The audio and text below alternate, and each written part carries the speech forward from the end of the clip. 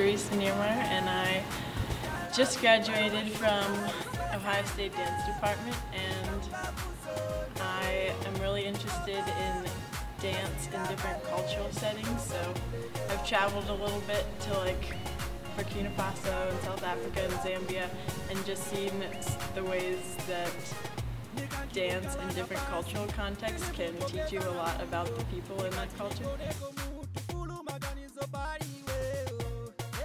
I came back from Burkina the first time, and I had all these ideas about teaching and sharing the things that I'd learned, and so I wanted to do some sort of community outreach where I was teaching and educating people, and I'd taken a few dance education and psychology of education classes, so I was thinking like making it accessible to public spaces. Going into a public school would be the best way to do that, and one of my advisors, Dr. Dixon, connected me with Fort Hays because Gabby Stafir is a graduate from here, and she runs the Fort Hays Dance Department.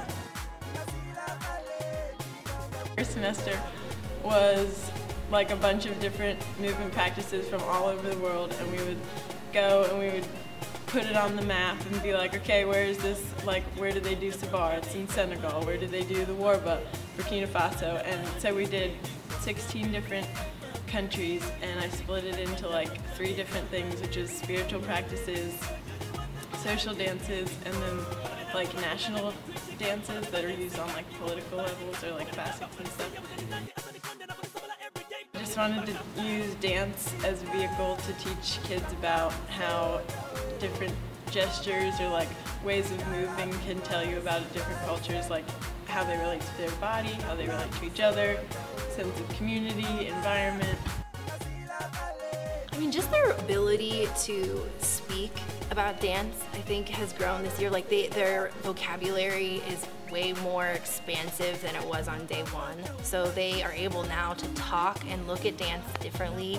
A lot of them, I think, just think you have a song and you make up a dance to it, and they don't realize that it comes from a place, and it comes from a group of people, and it comes from something or somewhere, you know? And so just seeing that, hearing them like be able to articulate why dance is important and why there's a context for things has just been really, really good. And I can see that now. That wasn't happening on day one, you know? So it's been really good. I mean, and then just to their movement vocabulary, like being able to watch them do, I don't know, I'm trying to think back of things that we've done, like Odissi, or, you know, I don't know, Warba, things that they learned that they would have never got with just me as their teacher. So it's been really good, just their movement vocabulary, being able to see them kind of branch out and take risks movement-wise, you know? Along with Mathematical and linguistic intelligence, we also have kinesthetic intelligence, spatial intelligence, musical, rhythmic intelligence, interpersonal intelligence, which is relating to people, and intrapersonal intelligence, which is understanding yourself. And I was sitting there thinking, like, dance covers all of these. Dance uses all of these modalities simultaneously, just like within one class. And so I wanted to take that and teach students about the world, and just give them like a really engaged, embodied experience where they can't sit there and zone out and think about what they're gonna have for lunch. They have to be an active participant in the learning.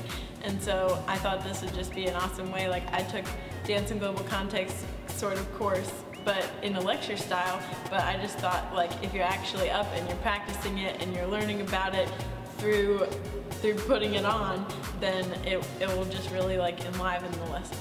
So that was my goal. Good.